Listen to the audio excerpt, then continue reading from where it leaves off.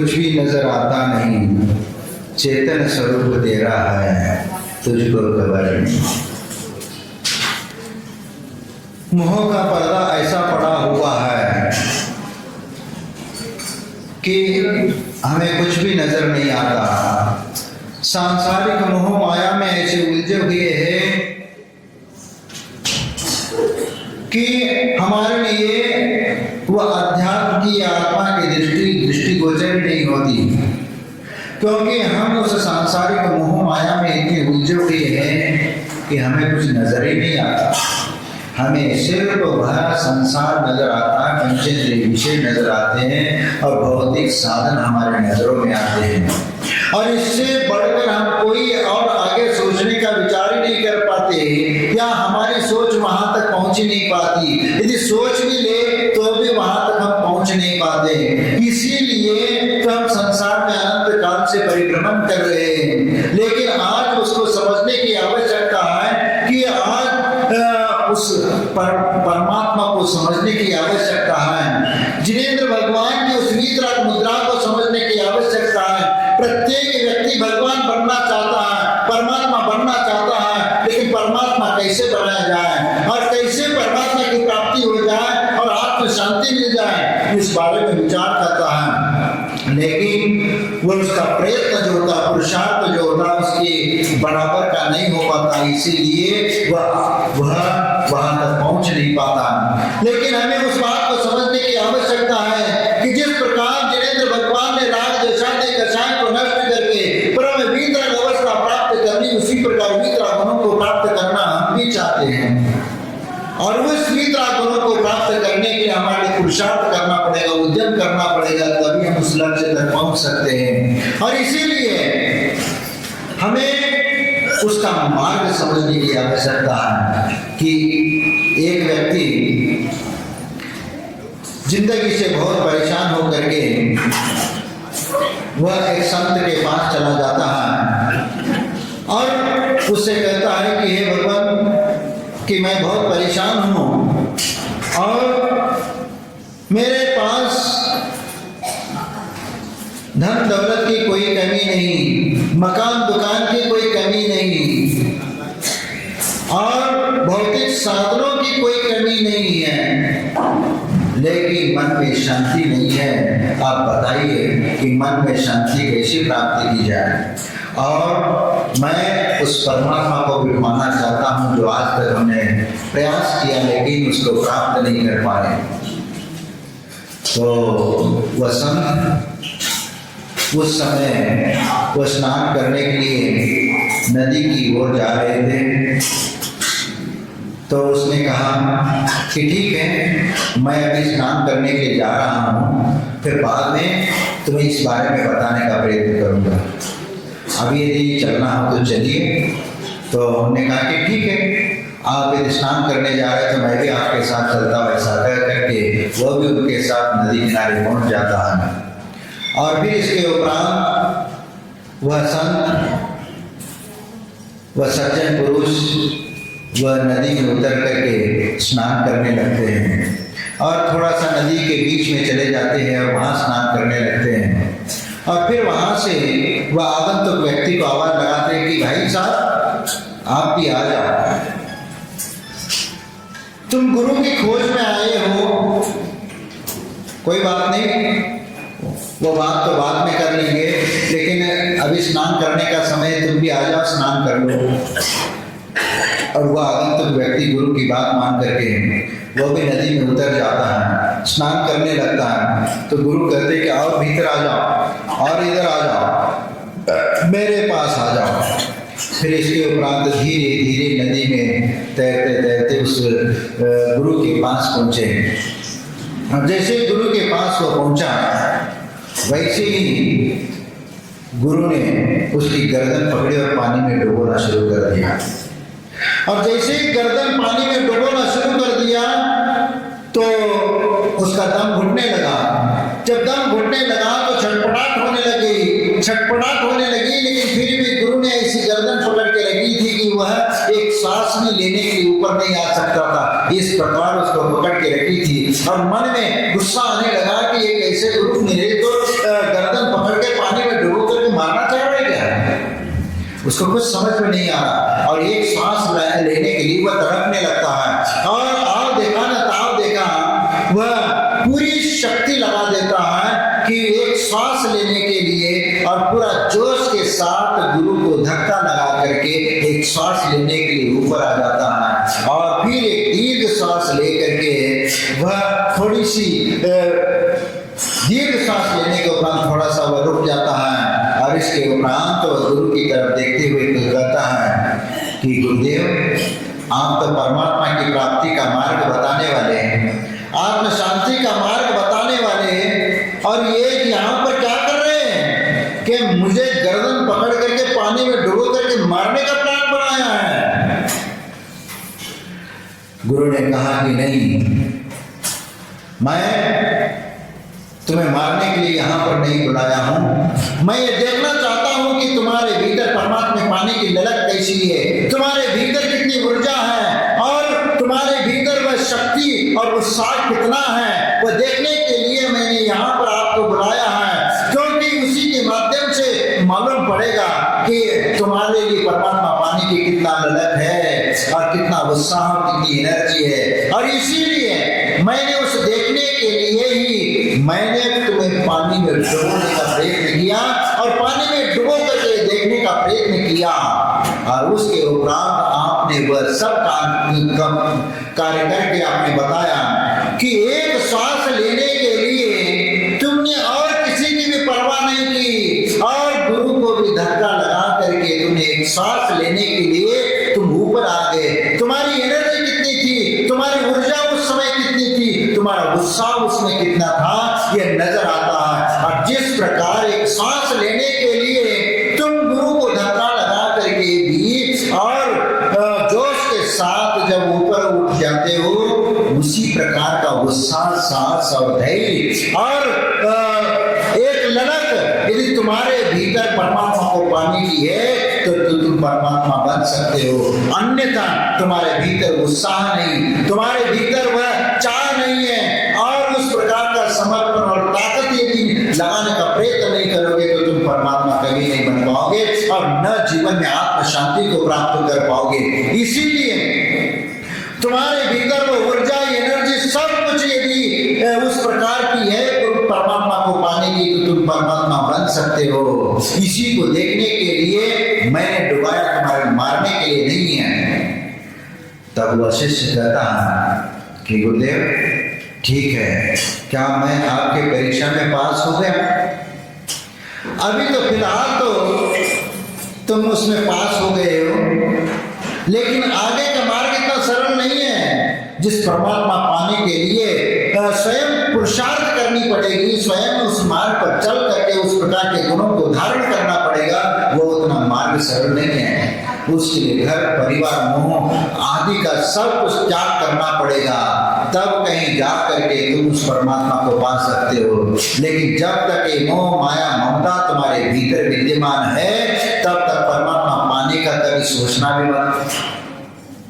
नहीं गुरुदेव, मैं तो उस परमात्मा को पाने के लिए बहुत लालायित हूँ, और वह सुख और शांति प्राप्त करना चाहता हूँ। इसे आप जैसे मार्ग बताएंगे वैसे मैं अपनी साधना करूंगा, तपस्या करूंगा, और उसके लिए आप जो भी मार्गदर्शन दिए, जो भी साधना बताएंगे वो मैं करने के लिए तैयार हूँ। उन्होंने कहा कि ठीक है। तो उन्होंने योग और प्राणायाम के माध्यम से मन को एकाग्र करने की विधि बता दी। मन को कैसे एकाग्र करना, और योग और प्राणायाम के माध्यम से श्वास लेते हुए परमात्मा का ध्यान कैसे करना, ये बता दिया। और उसके साथ साथ उनको ये भी पूरी विधि बता दी, समझा दी, इस प्रकार साधना करते रहोगे तो तुम्हें परमात्मा की प्राप्ति जरूर हो जाएगी। उन्होंने कहा कि ठीक है। गुरुदेव की आदेश मान करके उस आज्ञा का पालन करते हुए गुरु ने जिस प्रकार की साधना बताई, और उस प्रकार की साधना करने के लिए तत्पर हो जाता है, और उस प्रकार साधना के करना शुरू कर दिया। और एक दिन करते करते महीना व्यतीत हो गया, साल व्यतीत हो गया, और कई साल व्यतीत हो गए, 5-6 साल हो गए। 7-8 साल हो गए और फिर इसके उपरांत उसके मन में एक विकल्प आने लगा कि गुरु ने जिस प्रकार की साधना बताई वो करते करते आज 6-7 साल हो गए, लेकिन अभी तक उसका एक अंश भी शांति मुझे नहीं मिल रही है। बात क्या है? तो उसके मन में एक विकल्प आने लगा। तो एक बार गुरु के पास जाकर कहा कि गुरुदेव, आपने जो साधना बताई वो साधना करते करते 7-8 साल व्यतीत हो गए, लेकिन फिर भी जो जिस उद्देश्य को लेकर के मैं आपके चरणों में आया हूँ वो उद्देश्य की पूर्ति तो नहीं हो पा रही है। और इसीलिए आप मुझे बताइए कि ये ऐसा क्यों हो रहा है? क्योंकि वह जो साधना के माध्यम से मुझे जो प्राप्ति होना चाहिए थी वह प्राप्ति मुझे क्यों नहीं हो पा रही है? तो गुरु ने उसको समझाते हुए कहा कि देखो, साधना तो वही है, मार्ग तो वही है, उसी पथ पर तुम्हें चल करके अपना आत्मा का कल्याण करना पड़ेगा। और उसके लिए जो साधना बताई है और उसी साधना मार्ग पर चल करके तुम अपने अंतिम दर्शन तक पहुंच सकते हो। और इसी मार्ग से तुम साधना करते चले जाओ तो परमात्मा की प्राप्ति अवश्य होगी। थोड़ा धैर्य रखिए और साधना निस्वार्थ भाव से करना शुरू कर दी। हमने कहा कि ठीक है। दोबारा गुरु के बात मान करके थोड़ी सी संतुष्टि मिली और वो पुनः साधना करने के लिए पहुंच जाता है और साधना करना लग जाता है। और करते करते पुनः 2-4 साल व्यतीत हो गए और लगभग 12 साल व्यतीत हो गए। इसके बावजूद भी उनके मन में वह शांति जो प्राप्त करना चाह रहे थे वह प्राप्त नहीं हुआ। फिर उसके मन में शक ने ग्रहण करने लगा कि क्या गुरु ने अपना शिष्य बना करके सिर्फ हमारी सिर्फ सेवा के लाने को बना करके रखा है? आत्म कल्याण के लिए, परमात्मा प्राप्ति के लिए जो साधना करना चाहिए वह नहीं बता रहे? उनके मन में शक उत्पन्न हुआ।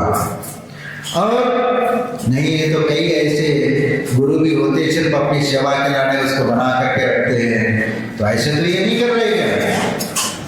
मन में शक तो हुआ। फिर वह गुरुदेव के पास गया और कहा, पुनः वही बात कही कि गुरुदेव मुझे 12 साल हो गए, लेकिन उस परमात्मा का प्राप्त करने का जो मार्ग आपने बताया था, शांति का मार्ग बताया था, वह आज तक शांति प्राप्त नहीं हुई। परमात्मा की तो बात की बात है।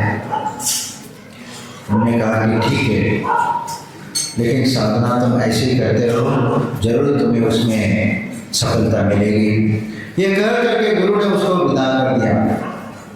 फिर 1-2 दिन बाद पुनः उस आगंतुक शिष्य को बुलाया और कहा एक काम करना है, यहाँ से नदी के किनारे एक वटवृक्ष का पेड़ है और उस वटवृक्ष के पेड़ में एक खो रखा हुआ खो है और उस खो में एक लोहे की पेटी है और उस लोहे की पेटी में एक पारस मणि रखा हुआ है और वो एक थैले में रखा हुआ है। तो उस थैला को उठा करके ले आना है। जैसे पारस मणि का नाम गुरु के मुंह से निकला, वैसे शिष्य एकदम चकित हो गया कि गुरु ने कई बार पारस मणि को लेकर के उसके बारे में कथन किया कि लोहे के स्पर्श, यह पारस मणि के स्पर्श से लोहा भी स्वर्ण बन जाता है, तो स्वर्ण कैसे बन जाता है? अब वो आज प्रत्यक्ष देखने को मिलेगा।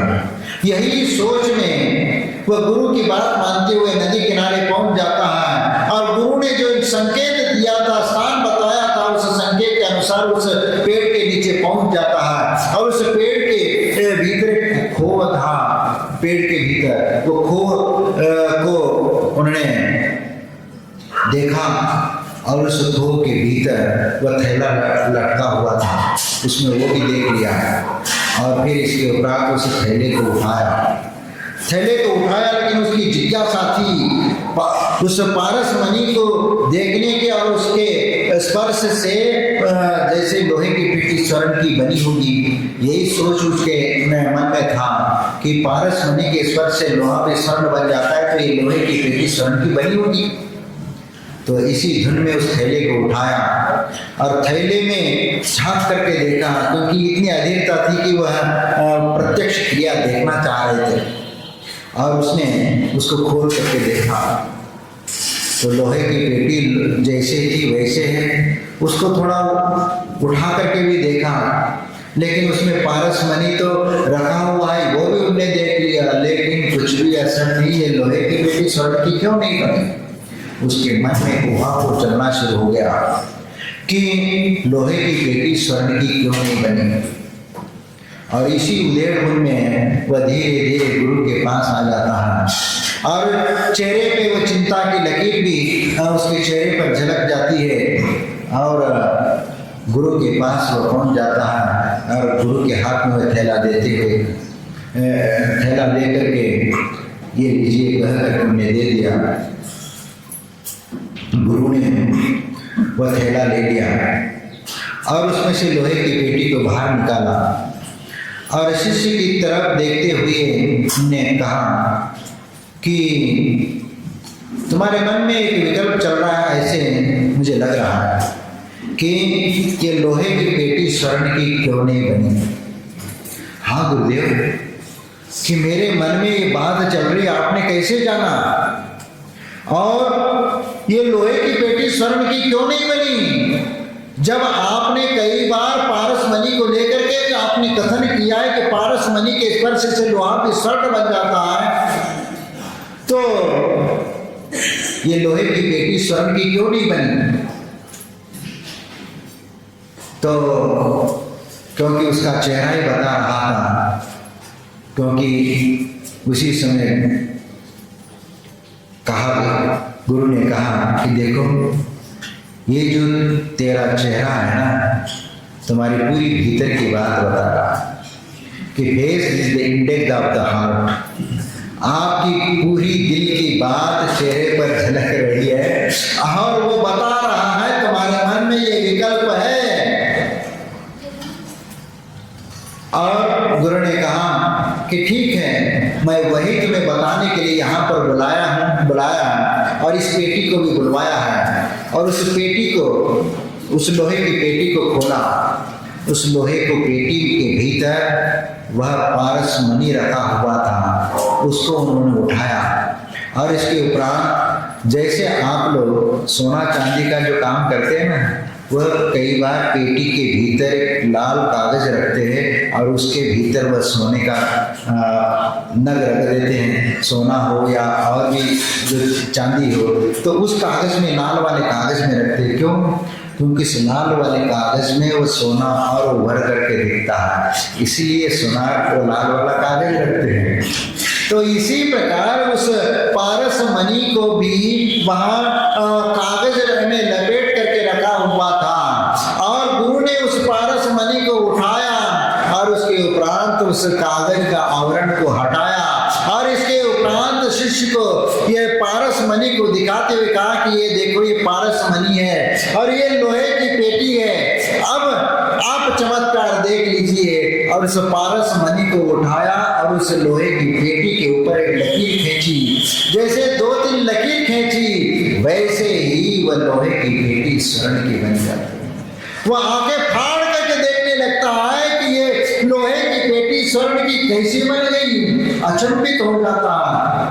जब तक मेरे हाथ में वह लोहे की पेटी थी, वह थैला था, तब तक तो उसमें पारस मणि उसके भीतर रहते हुए कि वह स्वर्ण की नहीं बनी और गुरु के हाथ में आते ही वह लोहे की पेटी स्वर्ण की बन गई।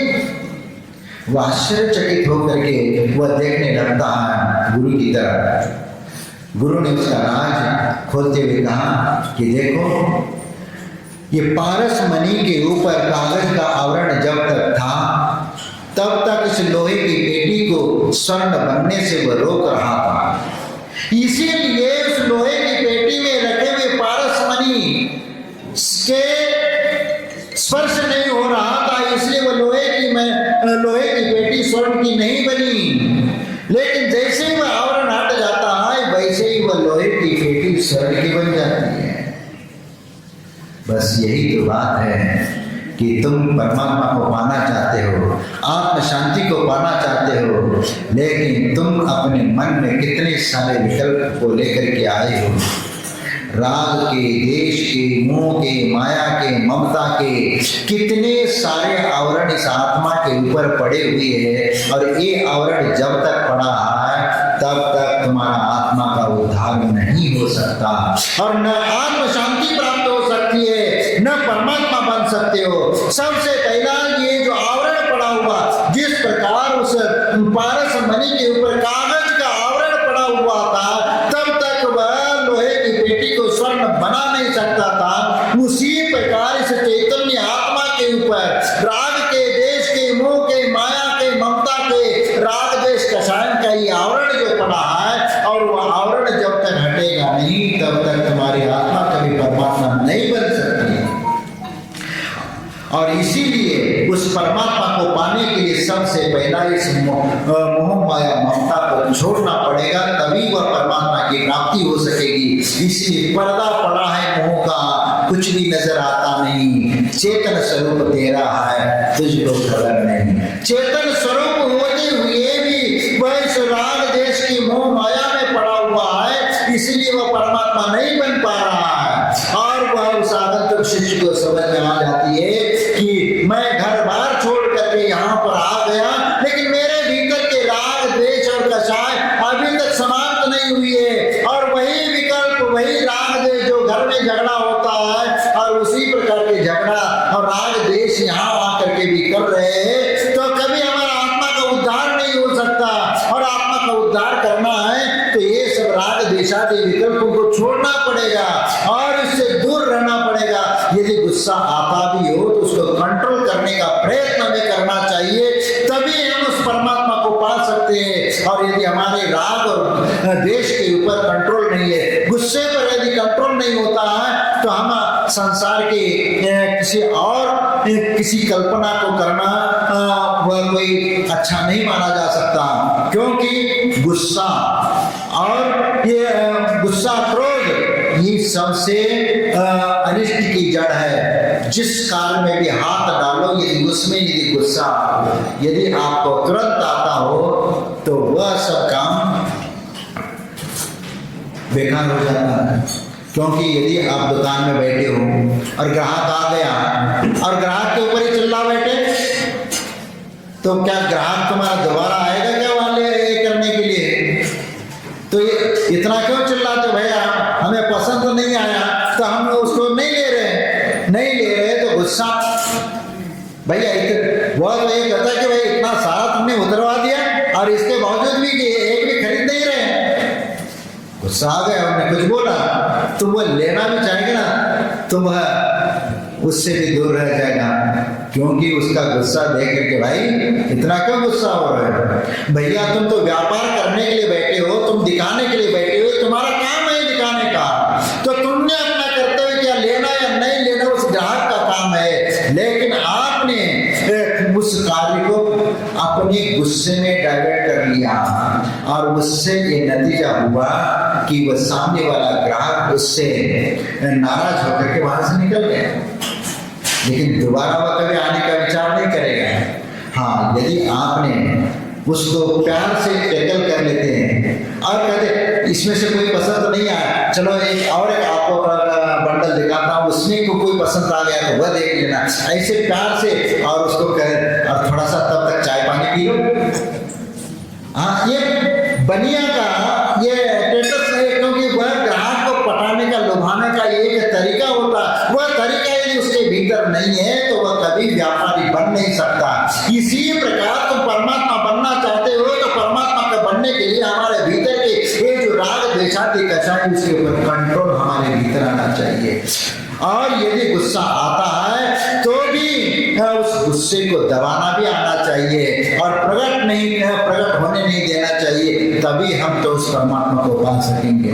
अनंत काल से संसार में भटक रहे, इसका कारण तो यही है, मोह माया। यही एक राज है, यही एक कारण है जिसके कारण अनंत अनंत काल से हम संसार में भटक रहे हैं। एक मोहनी कर्म है। मोहनी कर्म की उत्कृष्ट स्थितिबंध कितनी है मालूम है आपको? 70 कोड़ा कोड़ी सागर, सागर जुड़ा हुआ है और 70 कोड़ा कोड़ी सागर। और कोड़ा कोड़ी क्या होता है? 1 करोड़ को गुना करने पर जो राशि आती है उसको कोड़ा कोड़ी बोलते हैं। और इस प्रकार 70 कोड़ा कोड़ी सागर। विचार करो, बाकी के 8 कर्मों में सबसे अधिक उत्कृष्ट मोहनी कर्म की स्थिति है 70 कोड़ा कोड़ी। इसके बराबर और किसी की स्थिति नहीं है। बाकी के तो किसी के 2 है, 7 है, 8 है, 10 है, 20 है, इस प्रकार उनकी उत्कृष्ट स्थिति है। लेकिन मोहनी कर्म की सबसे ज्यादा 70 कोड़ा कोड़ी सागर है। विचार करो, एक बार मोहनी कर्म का तीव्र बंद हो गया तो 70 कोड़ा कोड़ी सागर तक उसको कभी सम्यक दर्शन नहीं हो पाएगा। और ये भी अनंतानुबंधी तीव्र कषाय के उदय में ही ये 70 कोड़ा कोड़ी का बंद होता है। तो 70 कोड़ा कोड़ी तक उसको सम्यक दर्शन नहीं होगा। और इसीलिए जो 70 कोड़ा कोड़ी में उसकी सम्यक दर्शन की स्थिति 66 सागर कुछ ऐसे कम रहने पर ऐसी कुछ स्थितियां बनती है वह सम्यक दर्शन की भूमिका बना सकती है। और वह एक सैद्धांतिक विषय है, आपको वह सैद्धांतिक विषय समझ में आएगा नहीं, लेकिन फिर भी आप ये समझ लेना कि ये मोहनी कर्म हमारे संसार में कितना गर्त में डुबोने का काम करता है, ये विचार करो। इसीलिए किसी के प्रति मोह और ममता ये हमारे लिए संसार के लिए दुख के कारण है। मोहनी कर्म राग और द्वेष ये 2 को जन्म देता है और हमारे भीतर वही होता है। यदि जिसके हम प्यार करते हैं उनके प्रति राग करते हैं और जो शत्रु है उनके प्रति द्वेष करते हैं। इसलिए राग और द्वेष ये संसार को बढ़ावा देने वाला कर्म है। और ये जब तक राग और द्वेष चलता रहेगा तब तक इस संसार से परे होने का कोई रास्ता आपको नजर नहीं आएगा। इसलिए जीवन में फिर आप कहेंगे कि महाराज हम क्या करें, हम तो गृहस्थ है, गृहस्थ जीवन में हम कैसी जिंदगी जिए जिसके माध्यम से हम अपना आत्मा का उद्धार कर लें।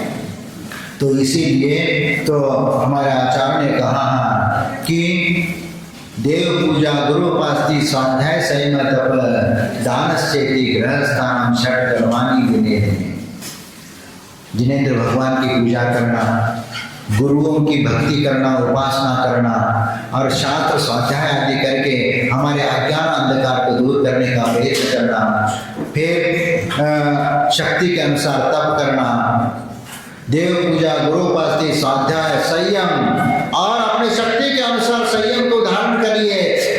या अष्टमी चतुर्दशी या पर्व के दिनों में संयम को ग्रहण करके अपने जीवन में कुछ मन को अपने संयमित करने का प्रयत्न करना। तप और त्याग, तप अपने शक्ति के अनुसार तप करिए, अंतरंग तप करिए, बहिरंग तप करिए, ये तप करिए, अपने शक्ति के अनुसार त्याग करिए। दानश्चेति गृहस्थानम षट कर्माणि दिने दिने। फिर दान, आहार दान, औषध दान, अभय दान आदि करते हुए अपने गृहस्थ जीवन को सार्थक करिए। अब दान आते ही हमारे आचार्य ने 7 प्रकार के उत्तम दान बताया है। वो कौन से दान क्षेत्र हैं? तो उसमें हमारे आचार्य कहते जिन बिंबम जनागारम जन यात्रा प्रतिष्ठितम दानम पूजा से सिद्धांतम लेखनम क्षेत्र सप्तकम। यानी सबसे कि जिनबिंब का निर्माण करना, जिनागार यानी मंदिर का निर्माण करने के लिए उसमें अपना द्रव्य लगाना, जिन यात्रा तीर्थ यात्रा करना, या कोई साधु संत तीर्थ यात्रा में जा रहे तो उनको संगपति बन करके तीर्थ यात्रा करते हुए ले जाना और अपना चंचला लक्ष्मी का सदुपयोग उसमें लगाना, ये तीर्थ यात्रा।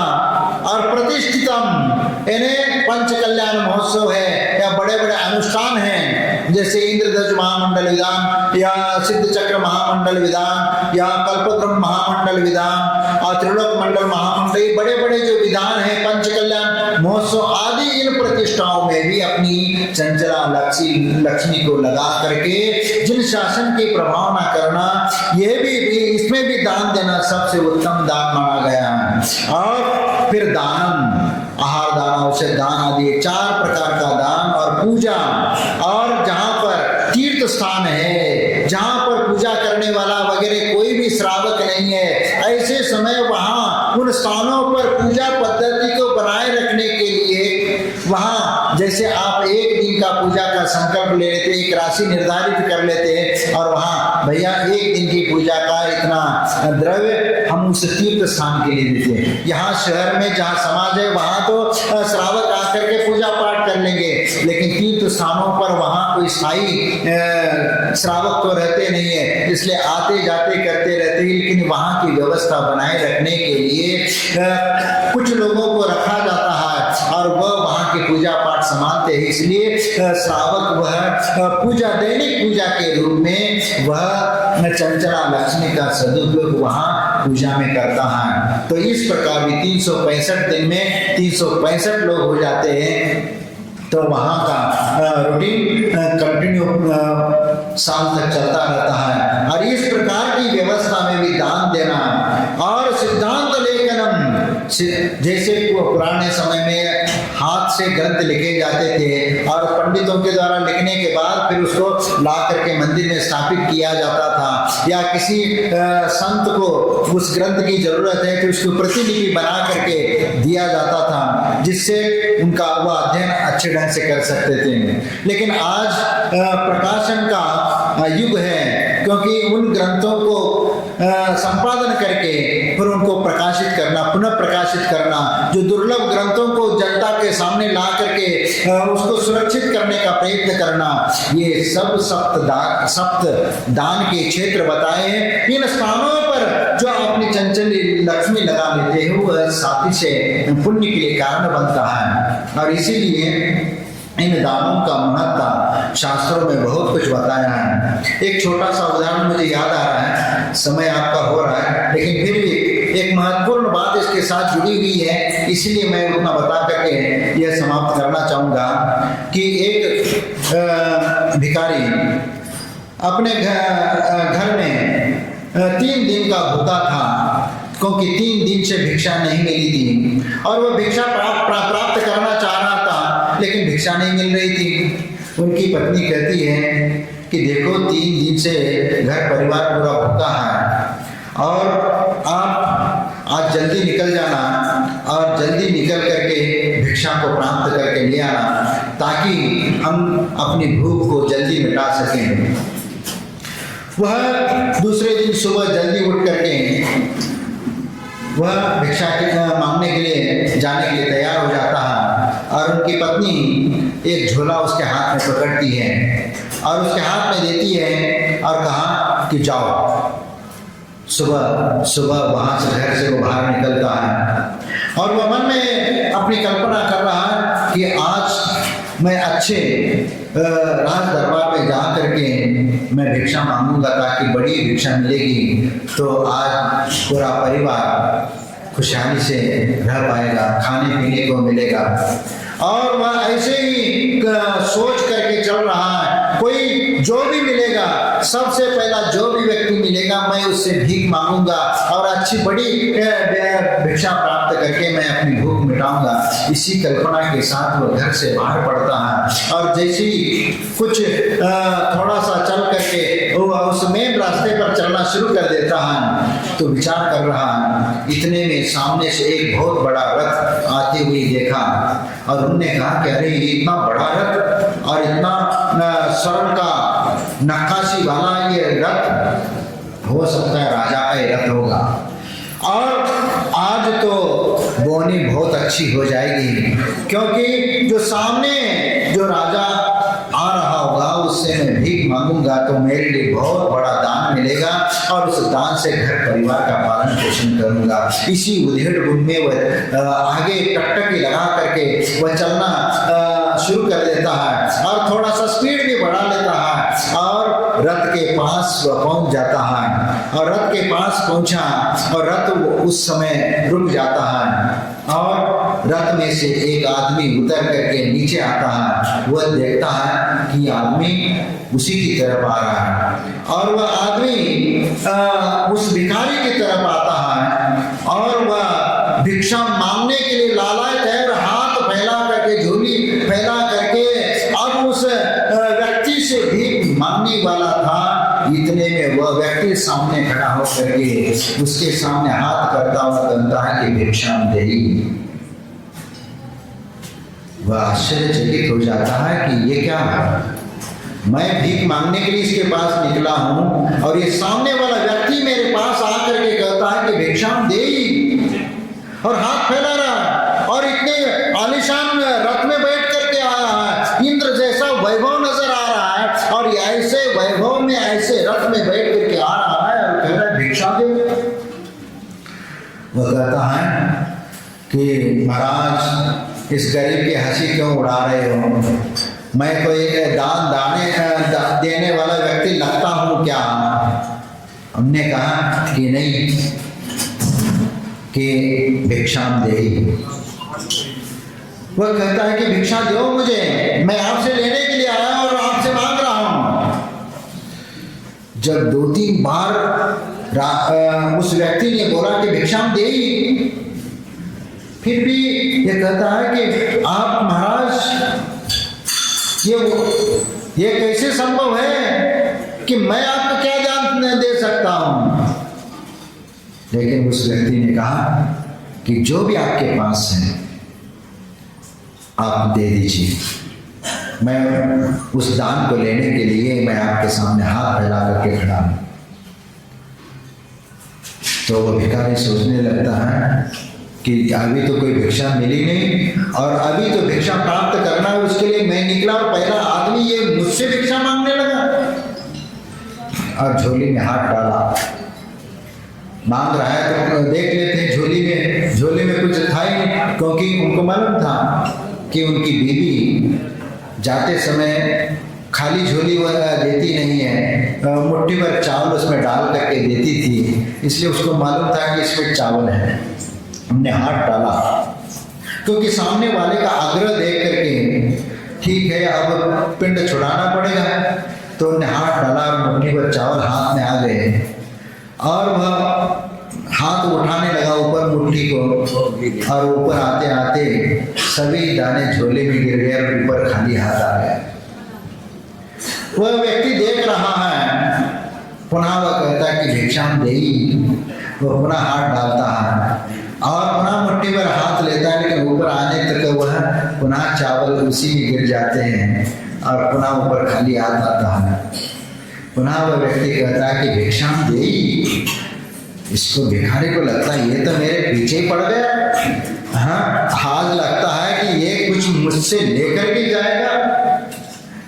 चलो ठीक है, उनने तीसरी बार मुट्ठी डाला और फिर मुट्ठी उठाना शुरू कर दिया। ऊपर आते आते सब दाने उस झोली में गिर गए, एक दाना सिर्फ उसके हाथ में रह गया। बस कहता है कि चलो यही इनको दान के रूप में देता हूँ, ऐसा कह करके उसके हाथ में एक चावल का दाना टिका दिया और चावल का दाना टिका दिया और उस व्यक्ति ने उस चावल के दाने को मुट्ठी में बंद करके वह बिना कुछ बोले वहां से वापस लौट जाता है और उस रथ में जाकर के बैठ जाता है और वह अपने रास्ते से आगे निकल जाता है।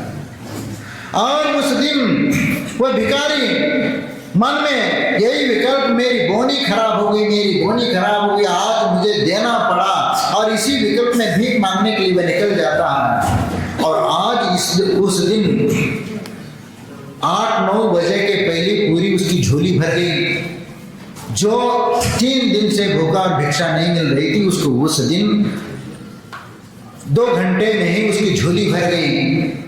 फिर भी उसके मन में एक विकल्प था, टीस था कि आज मेरी बोनी खराब, क्योंकि जिस व्यक्ति ने अपने जीवन में कभी देना सीखा ही नहीं है, तो उसका दान के प्रति महत्ता उसकी जीवन में क्या हो सकती है? क्योंकि जिसने जीवन जीवन में लेना ही सीखा है, वह हाथ कभी देने के नाम से आगे कैसे बढ़ सकता था।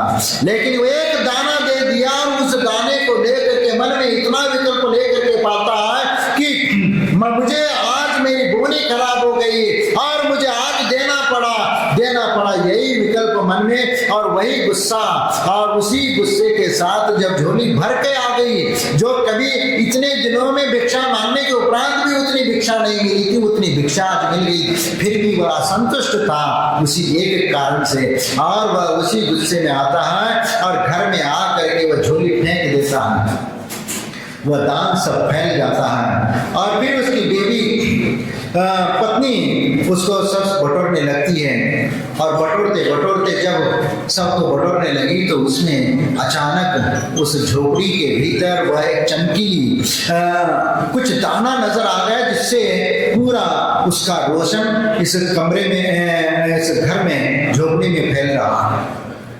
तो गौर से देखा कि एक दाना उसको नजर आ रहा था, कोई चमकीला पदार्थ दिख रहा।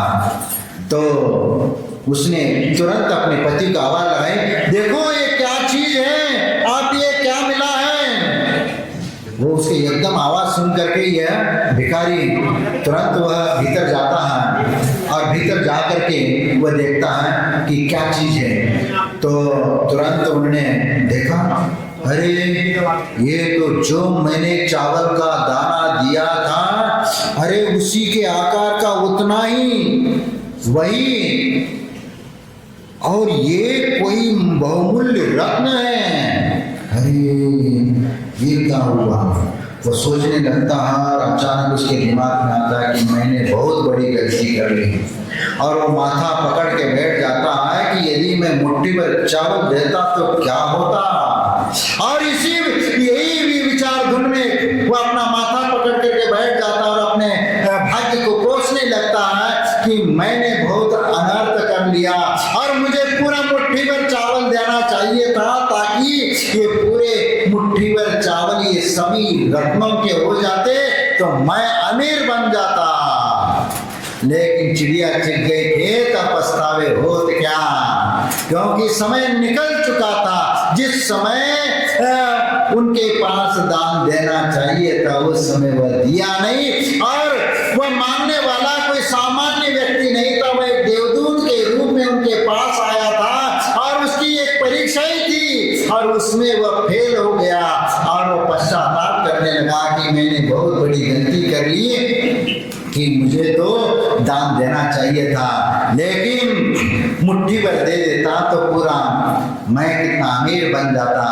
लेकिन अब पछताने से कोई मतलब नहीं। इसी प्रकार आपके जीवन में भी कैसा अवसर आते हैं, और ऐसे समय आता है कि ऐसे समय में आप कभी से चंचला लक्ष्मी के मुंह में कभी मत पड़ना, क्योंकि ये चंचला लक्ष्मी तुम्हारी इस जिंदगी में कुछ आपके भौतिक साधनों से इच्छा पूर्ण कर सकती है, लेकिन वह शाश्वत नहीं है, क्योंकि ये तुम्हारे लिए ये धन दौलत और सोना चांदी ये तुम्हारे पुण्य के उदय से मिले हैं, और उस पुण्य के उदय से मिला हुआ धन यदि तुम और पुनः उस धर्म कार्य में लगाओगे और वह पुनः दान आदि करोगे, तो वही दान पुण्यानुबंधी पुण्य के रूप में डेवलप होता चला जाता है। और इसलिए पुण्यानुबंधी पुण्य प्राप्त करना है तो जो पुण्य के उदय में हमारे लिए धन दौलत मिली है, तो पुण्य क्षेत्र में दान दो।